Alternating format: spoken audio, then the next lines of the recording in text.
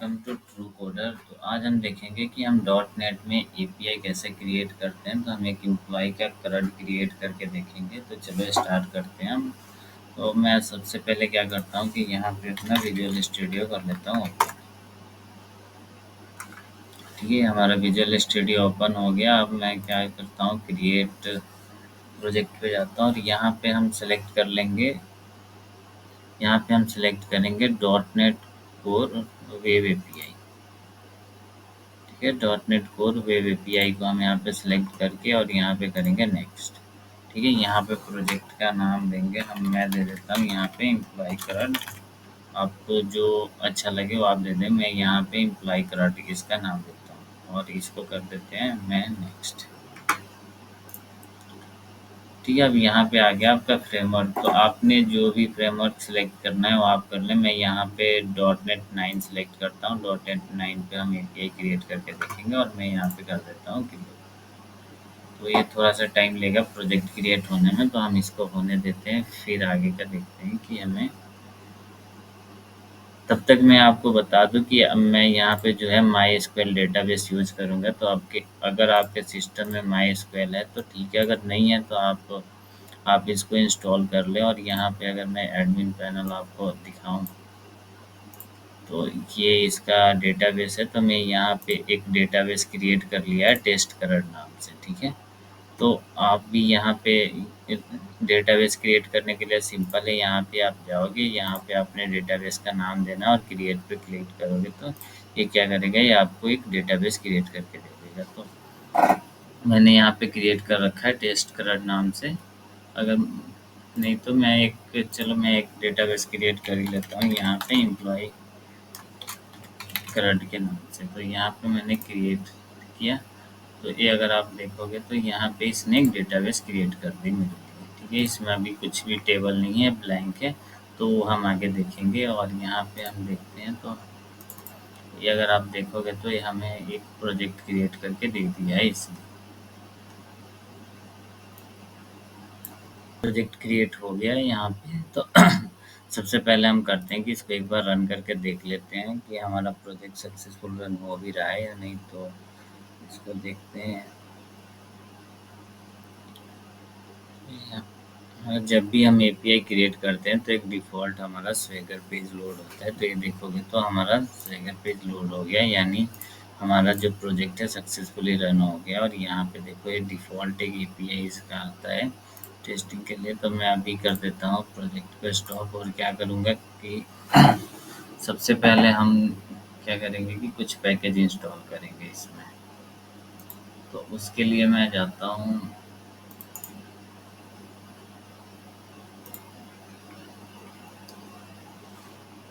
सबसे पहले package install करेंगे। तो मैं यहाँ पे प्रोजेक्ट पे राइट क्लिक करूँगा और मैनेज नॉट गेट पैकेजेस में चले जाएंगे। तो मैं बताता हूँ आपको कौन कौन से पैकेज इंस्टॉल करने हैं। तो यहाँ पे EF लिख कर एंटर कर देना। तो सबसे पहले हम करेंगे एंटिटी फ्रेमवर्क इंस्टॉल। ठीक है, एंटिटी फ्रेमवर्क हमारा होता है जिससे हम इसकी डेटाबेस की कनेक्टिविटी करेंगे। जो हमारा डेटाबेस होगा और प्रोजेक्ट उसको कनेक्ट करने के लिए हमें डेटाबेस का यूज करना पड़ता है। तो उसके लिए हम क्या करेंगे, यहाँ पे एंटिटी फ्रेमवर्क यूज करेंगे। तो हमारा ये तो हो गया इंस्टॉल। सेकेंड हम करेंगे यहाँ पे एंटिटी फ्रेमवर्क का रिलेशन इंस्टॉल। ठीक है, और फिर यहाँ पे और भी पैकेज हैं जो मैं आपको बताता हूँ। सेकेंड हम कर लेंगे यहाँ पे टूल्स इंस्टॉल। जो हमारा इसका टूल्स होता है, ये हमारे जब भी हम यहाँ पे कोई माइग्रेशन का कमांड रन करेंगे उसके लिए हम यहाँ पे टूल्स इंस्टॉल करते हैं। एक और हमें यहाँ पे इंस्टॉल करना पड़ेगा, वो होगा डिजाइन, जो एंटिटी फ्रेमवर्क डिजाइन है। ये तो हो गए हमारे जो एंटिटी फ्रेमवर्क के पैकेज है। सेकेंड अब हमने क्या करना है, माई का डेटाबेस हमने यूज़ करना है। तो उसके लिए मैं यहाँ पे ये वाला पैकेज इंस्टॉल कर लूँगा। तो इसको मैं कर लेता हूँ इंस्टॉल। ठीक है, हमारे सारे पैकेज इंस्टॉल्ड हो गए। अब हम यहाँ पे जाते हैं और सबसे पहले मैं क्या करूँगा कि यहाँ पे आएगा ऐप सेटिंग डॉट जेसन। ठीक है, यहाँ पे मैं क्या करूँगा कि यहाँ पे जो डेटाबेस का कनेक्शन है उसको मैं यहाँ पे लिखूँगा, तो यहाँ पे आ जाता है कनेक्शन स्ट्रिंग। यहाँ पे जहाँ पे अलाउड होस्ट है मैं यहाँ पे आऊँगा, एंटर करेंगे और यहाँ पे हम लिखेंगे कनेक्शन स्ट्रिंग। ठीक है, और यहाँ पे मैं अब डेटाबेस का करूँगा, तो एक मैं दे दूँगा डिफ़ॉल्ट कनेक्शन। और अब यहाँ पे आ गया हमारा डेटाबेस का, तो डेटाबेस में सबसे पहले आएगा हमारा सर्वर। तो सर्वर है वो हमारा होगा आपका लोकल होस्ट, क्योंकि हम लोकल यूज़ कर रहे हैं।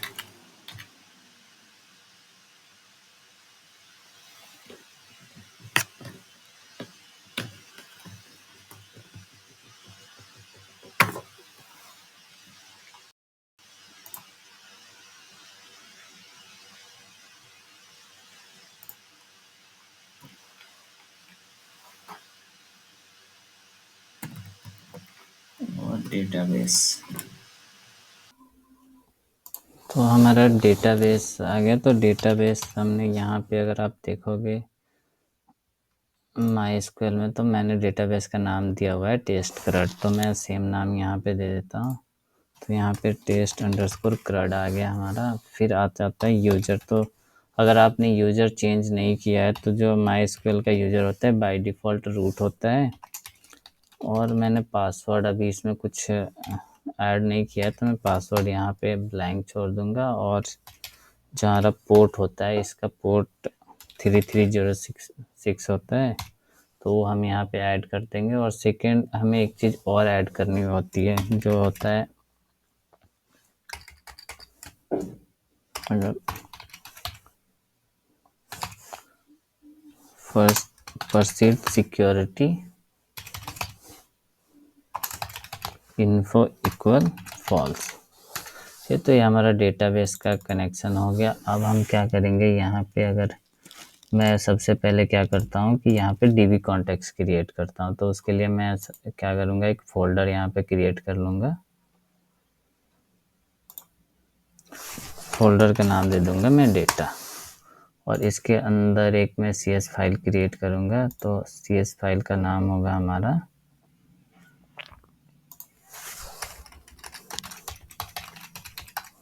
Application dB contact.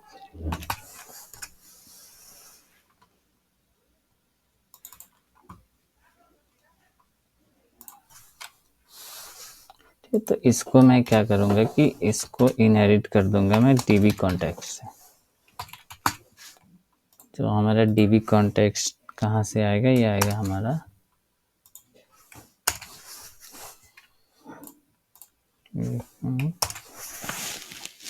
हम इसको इंपोर्ट करेंगे हम एंटिटी फ्रेमवर्क कोर्स से। तो ये हमारा आ गया डीबी कॉन्टेक्स्ट। और यहाँ पे मैं इसका कंस्ट्रक्टर क्रिएट कर दूंगा। तो कंस्ट्रक्टर क्रिएट करने का विजुअल स्टूडियो में शॉर्टकट होता है CTOR, और आप टैब एंटर करेंगे तो आपके लिए कंस्ट्रक्टर क्रिएट कर देगा। जो क्लास होता है सेम नाम का कंस्ट्रक्टर हम क्रिएट करते हैं इसमें, वो हो गया।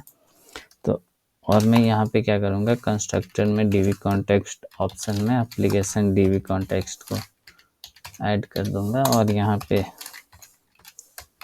में हम बेस इसको ऑप्शंस दे देंगे। तो ये हमारा डीबी कॉन्टेक्स्ट क्रिएट हो गया। अब हम क्या करते हैं कि डेटाबेस को लिंक करते हैं यहाँ पे। तो डेटाबेस को लिंक करने के लिए सबसे पहले क्या करेंगे कि हम यहाँ पे मैं करता हूँ बिल्डर डॉट सर्विसेज से हम करेंगे ऐड डीबी कॉन्टेक्स्ट को। और यहाँ पे जो हमने एक क्लास बनाया था एप्लीकेशन डीबी कॉन्टेक्स्ट को, मैं यहाँ पे क्या करूँगा कि इस क्लास को ऐड कर दूँगा। और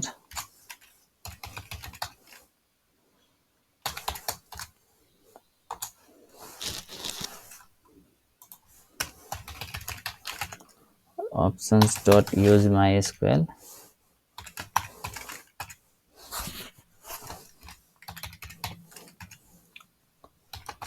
builder dot configure dot get connection string।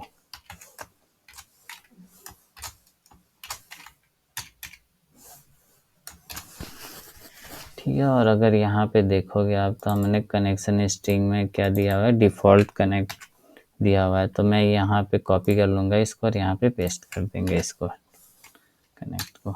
अब हमें एसक्यूएल सर्वर के केस में तो यहाँ पे अगर हमें वर्जन का नाम नहीं देना पड़ता है, पर अगर हम माई एसक्यूएल यूज कर रहे हैं तो हमें माई एसक्यूएल का कौन सा वर्जन यूज कर रहे हैं उसका हमें यहाँ पे वर्जन प्रोवाइड करना पड़ता है। तो मैं आपको बताता हूँ आपको कहाँ मिलेगा। तो यहाँ पे होता है माई एसक्यूएल सर्वर वर्जन। ठीक है, यहाँ पे मैंने ब्रैकेट बंद किया और यहाँ पे मैं लिखूँ न्यू वर्जन, और मेरे केस में है 10.4.25। ये मैं आपको बता देता हूँ कि अगर आपको ये कहाँ पे मिलेगा। आप जैसे यहाँ पे एरर दे रहा है मेरा एक ब्रैकेट का है, तो ये देखो हमारा डी हो गया डेटाबेस कनेक्ट। मैं आपको ये बता देता हूँ कि जैसे वर्जन आप यहाँ आओगे तो यहाँ पे अगर आपने होम पे आओगे तो यहाँ पे देखो आपको यहाँ पे दिख जाएगा कि जो सर्वर का वर्जन है वो क्या है, 10.4.25। सेम मैंने भी यहाँ पे ऐड किया, अगर आप देखोगे तो 10.4.25। बस यहाँ पे ये है कि वहाँ पे आपको डॉट डॉट होना, पर यहाँ पे आप जब वर्जन ऐड कर रहे हो तो यहाँ पे कोमा के साथ ऐड करना। तो ये हो गया हमारा डेटाबेस ऐड। अब हम क्या करते हैं कि मॉडल क्रिएट करते हैं एम्प्लॉय के लिए। तो उसके लिए मैं क्या करूँगा कि यहाँ पे आया मैं और यहाँ पे एक फ़ोल्डर क्रिएट कर लेता हूँ मॉडल के लिए।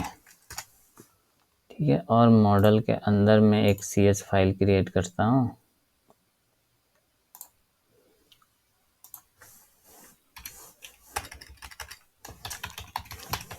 उसका नाम मैं दे दूँगा एम्प्लॉय।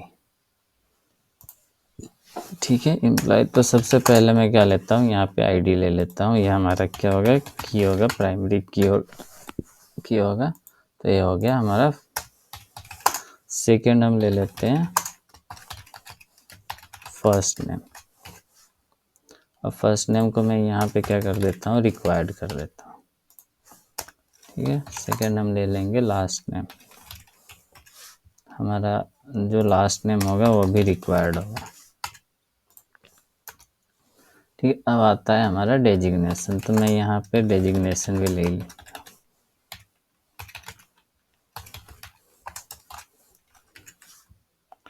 इसको भी मैं क्या करता हूँ, रिक्वायर्ड कर देता हूँ। अब हम ले लेते हैं यहाँ पे रिक्वायर्ड कर देते हैं। मैं यहाँ पे डेट टाइम लेता हूँ और मैं ले लेता हूँ डेट ऑफ बर्थ।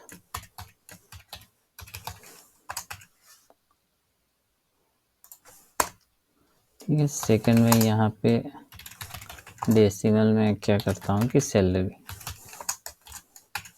पे सैलरी ले लेते हैं और इसको भी हम कर देते हैं रिक्वायर्ड। ठीक है, और मैं ले लेता हूँ यहाँ पे पब्लिक डेट टाइम। अब डेट ऑफ ज्वाइनिंग,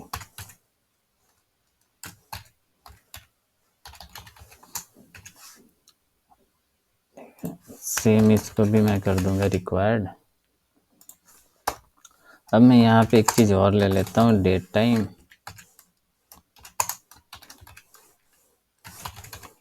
इसको हम रखते हैं ऑप्शनल और इसको मैं कर दूंगा क्रिएटेड एट, और बाय डिफ़ॉल्ट मैं यहाँ पे डाल दूंगा डेट टाइम डॉट नाउ। ठीक है, और एक चीज़ हम ले लेते हैं यहाँ पे डेट टाइम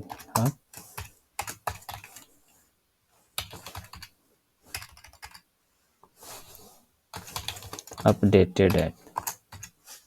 सेम ही हमारा ऑप्शनल होगा। इसको हम यहाँ पे डीबी कॉन्टेक्स्ट में ऐड करते हैं। तो इसको ऐड करने के लिए मैं यहाँ पे क्या करता हूँ, पब्लिक डीबी सेट एम्प्लॉय में इंपोर्ट करूँगा और यहाँ पे मैं करूँगा टेबल का नाम ऐड। ठीक है, तो ये हो गया। अब हम इसको करते हैं माइग्रेशन। तो माइग्रेशन करने के लिए आपने यहाँ टूल्स पे जाना है। टूल्स पे जाकर यहाँ पे नट गेट पैकेज मैनेजर में यहाँ पे पैकेज मैनेजर कंसोल ओपन करना है।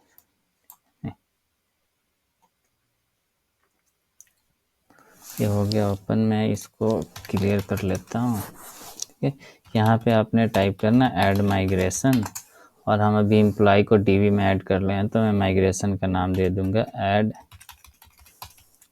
Employ to dB.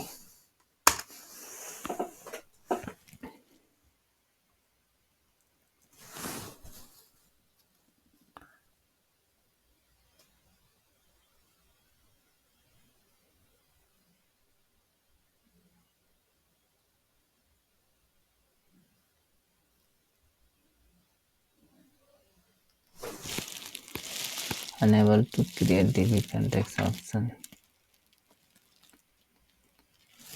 एक्चुअली हमने डेटाबेस को ऐड करने में थोड़ी सी गलती कर दी है, तो मैं यहाँ पे आता हूँ, यहाँ पे कॉलन नहीं, यहाँ पे इक्वल टू होना था, तो इसको मैं इक्वल टू करके यहाँ पे सेव कर देता हूँ और फिर से हम माइग्रेशन रन करते हैं।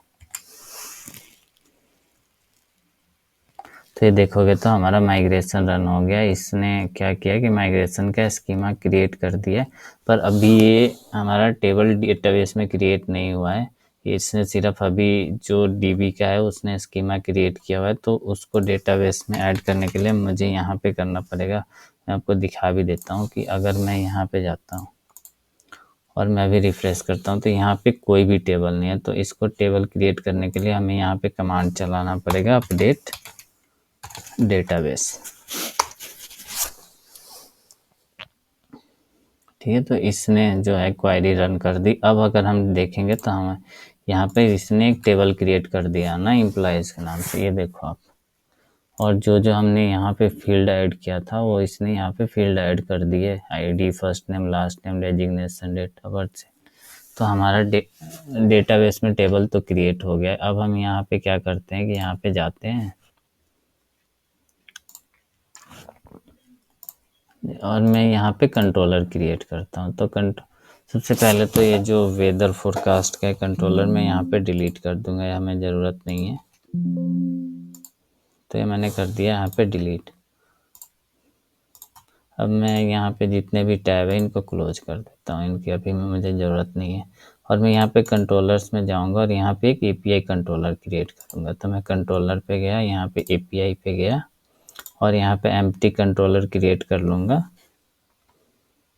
और यहाँ पे ऐड करूँगा और यहाँ पे मैं एम्प्लॉय कंट्रोलर, मैं यहाँ पे इसको नाम दे दिया। ठीक है, तो सबसे पहले मैं क्या करता हूँ, यहाँ पे अपना एप्लीकेशन डीबी कॉन्टेक्स्ट है उसको मैं यहाँ पे इंपोर्ट कर लेता हूँ। द प्राइवेट रीड ओनली, यहाँ पे मैं इसको कॉन्टेक्स्ट कर देता हूँ। अब मैं इसके बाद क्या करता हूँ, कंस्ट्रक्टर क्रिएट करता हूँ और जो हमारा एप्लीकेशन डीबी कॉन्टेक्स्ट है इसको यहाँ पे ऐड कर लेता हूँ। ठीक है, तो ये हमारा ऐड हो गया। अब सबसे पहले हम क्या करते हैं कि पोस्ट रिक्वेस्ट क्रिएट करते हैं डेटा ऐड करने का। तो उसके लिए मैं यहाँ पे एक फंक्शन बनाता हूँ, एक्शन रिजल्ट, और यहाँ पे मैं नाम दे दूंगा ऐड एम्प्लॉय।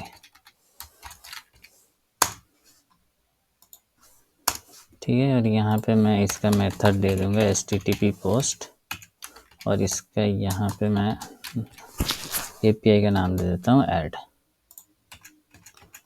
ठीक है, इसको मैं ट्राई कैच ब्लॉक के अंदर करता हूँ। यहाँ पे मैं होता हूँ कि अगर हमारे पास एक्सेप्शन कोई जनरेट होता है तो ये रिटर्न करते बैड रिक्वेस्ट एक्सेप्शन मैसेज। ठीक है, और मैं यहाँ पे करता हूँ, अब यहाँ पे जो हमारा ऐड एम्प्लॉय है यहाँ पे मैं एम्प्लॉय को और यहाँ पे नाम दे दिया ना मॉडल। ठीक है, अब मैं क्या करता हूँ कि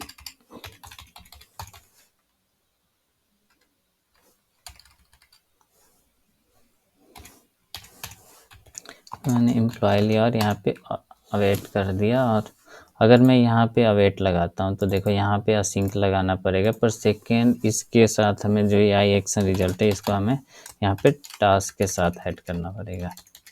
तो मैं कर देता हूँ यहाँ पे, और फिर यहाँ पे डीबी कॉन्टेक्स्ट मैं एप्लीकेशन डीबी से यहाँ पे एम्प्लॉय को इनहेरिट कर लेता हूँ और यहाँ पे मैं ऐड असिंक का कॉल करता हूँ और इससे मैं मॉडल ऐड कराती हूँ। ठीक है, फिर मैं क्या करूँगा कि यहाँ पे अगर कुछ है तो मैं सेव चेंजेस कर दूँगा और यहाँ पे मैं रिटर्न करा देता हूँ।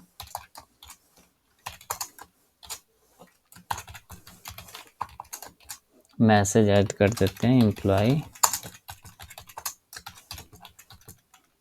एडेड सक्सेसफुली,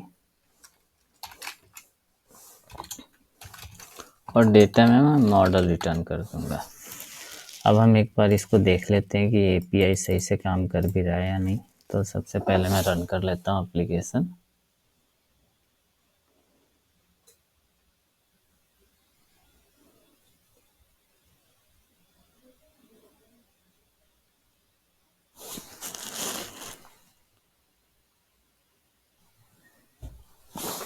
ये हमारा एपीआई रन स्वेगर रन हो गया। यहाँ पे आ गया हमारा ऐड एम्प्लॉय।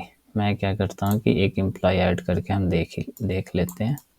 तो आईडी को मैं यहाँ से रिमूव कर दूंगा और क्रिएटेड और अपडेटेड ऐड की हमें अभी ज़रूरत नहीं है, तो इसको भी मैं कर दूंगा रिमूव। ठीक है, नेम में दे देता हूँ यहाँ पे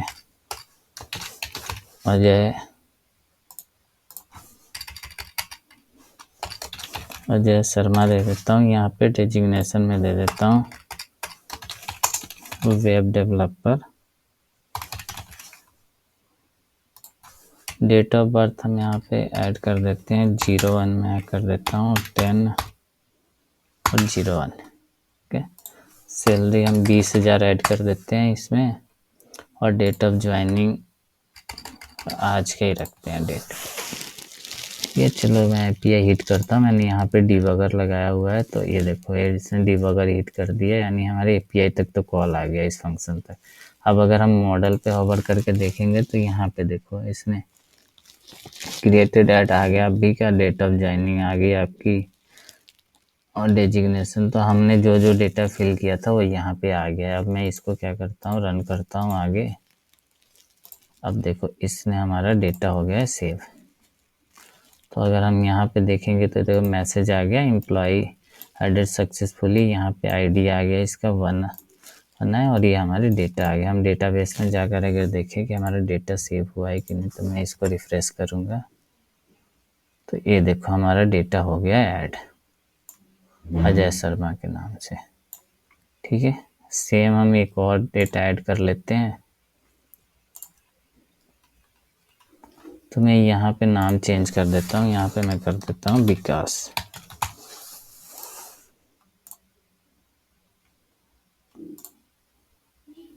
और मैं डिबगर को रिमूव कर देता हूँ अब।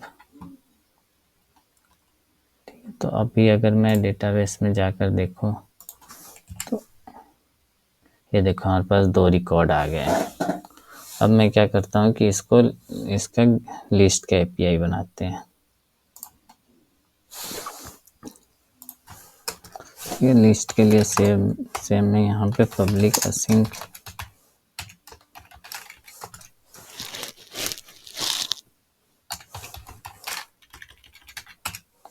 एक्शन रिजल्ट, और मैं यहाँ पे दे दूंगा फंक्शन का नाम एम्प्लॉय लिस्ट।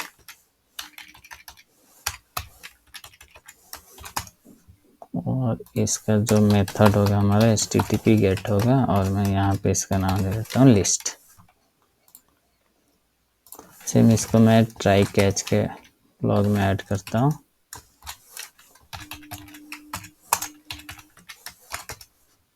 और मैं यहाँ पे कॉपी करूँगा इसको, बैड रिक्वेस्ट रिटर्न करा देते हैं। अब मैं यहाँ पे क्या करता हूँ कि employ list equal await context dot employ dot to list async होगा हमारा। इससे हमारा क्या होगा कि एम्प्लॉय की पूरी लिस्ट आ जाएगी। और मैं यहाँ पे एम्प्लॉय लिस्ट को मैं यहाँ पे ऐड कर देता हूँ, तो हमारा एम्प्लॉय लिस्ट रिटर्न हो जाएगा। हम एक बार देखते हैं इसको। तो ये हमारा एपीआई आ गया। मैं यहाँ पे जाता हूँ और इसको हम ट्राई करते हैं। तो ये देखो हमारा एम्प्लॉयज़ की 2 रिकॉर्ड हमने ऐड किया था, तो यहाँ पे देखोगे तो हमारे 2 रिकॉर्ड आ गए हैं। तो हमारा लिस्ट भी सक्सेसफुली चल पा रहा है और आपका ऐड भी हमारे एम्प्लॉय जो है वो सक्सेसफुली हो रहा है। अब हम इसमें देखते हैं कि हम सिंगल रिकॉर्ड कैसे गेट कर सकते हैं। तो सिंगल रिकॉर्ड गेट करने के लिए मैं क्या करूँगा, यहाँ पे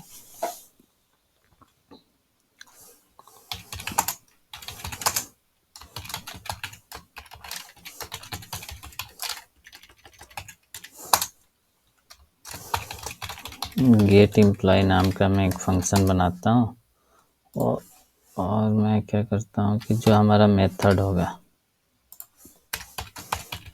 और एचटीटीपी गेट होगा, मैं इस टाइम पे क्या करूँगा कि यहाँ पे मैं आईडी पास करा देता हूँ पैरामीटर में। तो जब भी हम यहाँ पे आईडी सेंड करेंगे तब ये, और मैं पैरामीटर में यहाँ पे जो एपीआई का यूआरएल है वहाँ से मैंने आईडी पास करा दी और मैं इसके पैरामीटर में यहाँ पे गेट कर लिया है गेट एम्प्लॉय में। अब मैं सेम इसको ट्राई कैच के ब्लॉक में ऐड कर देता हूँ।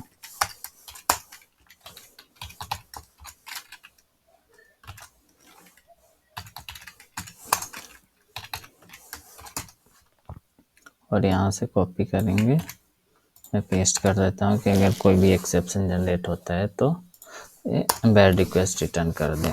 मैं यहाँ पे अब चेक करूँगा कि आईडी इक्वल अगर नल है और आईडी 0 है तो ये क्या करे, सॉरी यहाँ पे इक्वल आएगा।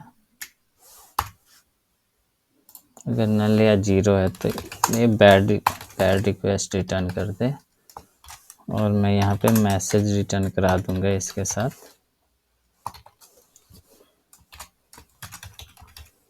Employ ID is required.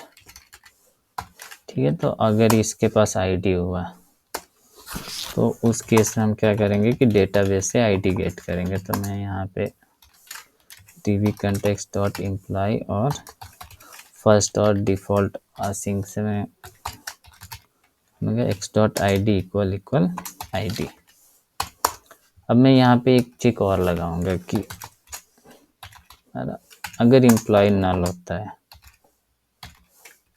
तो ये क्या करे, यहाँ पे नॉट फाउंड का मैं नॉट फाउंड रिटर्न करा दूंगा स्टेटस, और उसके साथ में मैसेज रिटर्न करा देते हैं। मैं स्ट्रिंग लिटरल का यूज करता हूँ, employ with ID not found. Okay, और अगर हमें यहाँ पे एम्प्लॉय मिल जाता है तो मैं इसको स्टेटस 200 के साथ रिटर्न करा दूंगा एम्प्लॉय का डेटा। ठीक है, चलो एपीआई को एक बार हम टेस्ट कर लेते हैं कि तो ये हमारा आ गया आईडी का। मैं यहाँ पे ऐड करता हूँ तो ये बोलेगा एम्प्लॉय का आईडी। तो अभी हमारे पास अगर हम लिस्ट में देखते हैं तो हमारे पास 2 आईडी है, 1 और 2। तो मैं यहाँ पे सबसे पहले क्या करता हूँ, 2 ऐड करता हूँ। तो ये देखोगे तो इसने 2 की डिटेल्स दे दी विकास की। अगर मैं यहाँ पे 23 करता हूँ जो कि आईडी हमारे पास अवेलेबल ही नहीं, तो ये देखो इसने मैसेज रिटर्न कर दिया एम्प्लॉय 23 इज नॉट फाउंड। तो हमारा गेट का रिक्वेस्ट भी सही चला हुआ है। अब मैं अपडेट का एपीआई लिखते हैं यहाँ पे।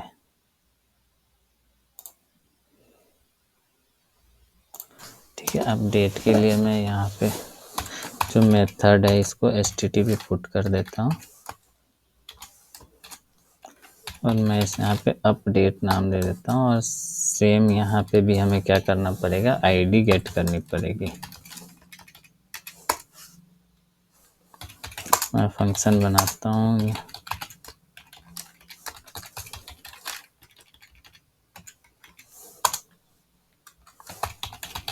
फंक्शन का नाम दे देते हैं अपडेट एम्प्लॉय। अपडेट एम्प्लॉय में हम 2 पैरामीटर पास करेंगे, एक तो हमारा आईडी आएगा और सेकंड मॉडल आएगा।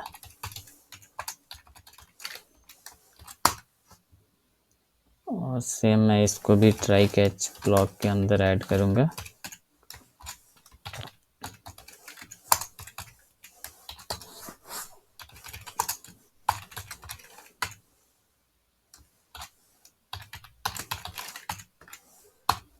एक्स डॉट मैसेज हो गया।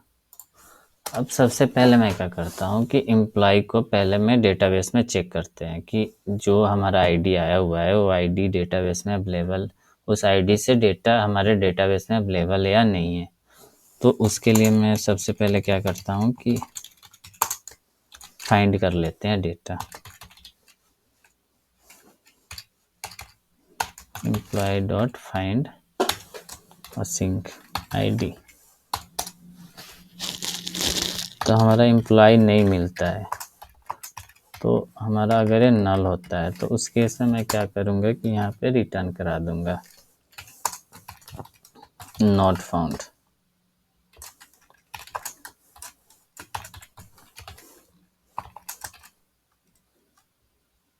मैसेज क्या होगा, एम्प्लॉय नॉट फाउंड। अगर हमें डेटाबेस में मिल जाता है तो उस केस में हम क्या करेंगे कि इसकी मैपिंग करेंगे अब मॉडल और इसके साथ। तो जो हमारा एम्प्लॉय डॉट फर्स्ट नेम है होगा मॉडल डॉट फर्स्ट नेम, ठीक है। डॉट लास्ट नेम हमारा मॉडल डॉट लास्ट नेम हो गया। Employee dot date of joining model dot date of joining आ गया। Employee dot salary model dot salary आ गया। Employee dot date of birth मैंने यहाँ पे कर दिया।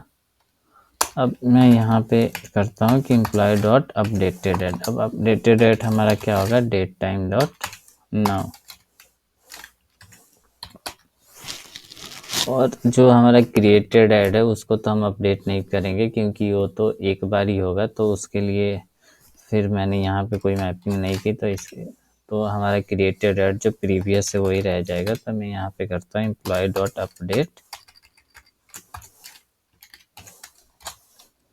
एम्प्लॉय, ठीक है। मैं डेटा सेव कर दूंगा, सेव चेंजेस असिंक। और अब मैं यहाँ पे रिटर्न करा देते हैं हम।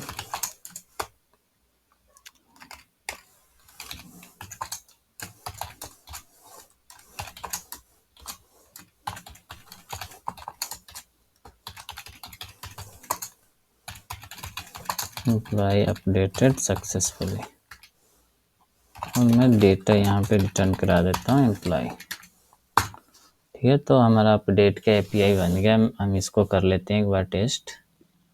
मैं इसको सेव करूँगा और हॉट रीलोड किया तो यहाँ पे अगर देखेंगे तो हमारा अपडेट का एपीआई आ गया है। तो मैं यहाँ पे आ गया, तो मैं यहाँ पे कौन सा अपडेट करूँगा, हम सेकेंड आईडी को अपडेट करते हैं, ठीक है। इसका नाम चेंज करते हैं।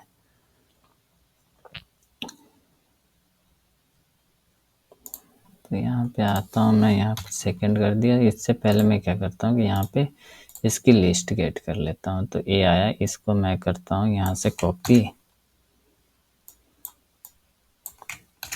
ये आ गया हमारा 2। और मैं क्रिएटेड और अपडेटेड ऐड को तो यहाँ से रिमूव कर दूँगा और नाम में दे देता हूँ विकास है तो विकास की जगह में मैं विजय कर देता हूँ, ठीक है। विजय शर्मा है, शर्मा को मैं चेंज करके कुमार कर दूंगा। अब हम देखते हैं यहाँ पे अपडेट करके, तो मैं यहाँ पे इसको सेव करता हूँ। तो ये देखोगे तो हमारा डेटा अपडेट हो गया है सक्सेसफुली। ये देखो आपका विजय कुमार आ गया। अगर हम डेटाबेस में भी जाकर देखें तो पहले विकास शर्मा था, अब देखो विजय कुमार आ गया। तो हमारा डेटाबेस सक्सेसफुली अपडेट भी हो रहा है। सेकंड मैं क्या करता हूँ कि हम अब डिलीट का एक एपीआई लिखते हैं।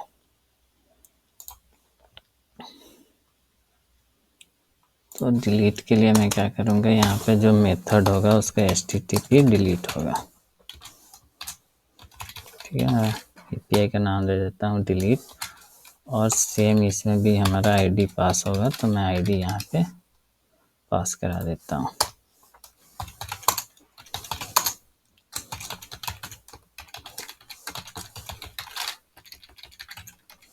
रिजल्ट फंक्शन का नाम दे देता हूँ मैं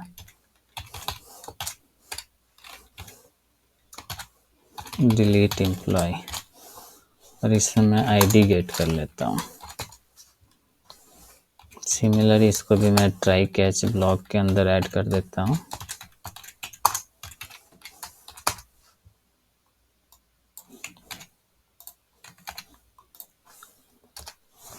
देखो सेम मैं इसका भी क्या करूँगा कि पहले एम्प्लॉय को चेक कर लूँगा। तो मैं ये वाला जो पार्ट है इसको यहाँ से कॉपी करके यहाँ पे ऐड कर देता हूँ कि अगर एम्प्लॉय नहीं है तो ये नॉट फाउंड का, और अगर इसका एम्प्लॉय मिल जाता है फिर हम क्या करेंगे कि यहाँ से रिमूव करा देंगे।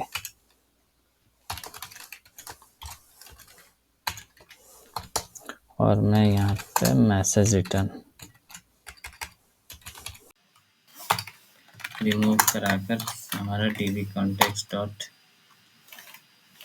मैं सेव चेंजेस असीम को कॉल कर लूँगा और यहाँ से रिटर्न करा देंगे हम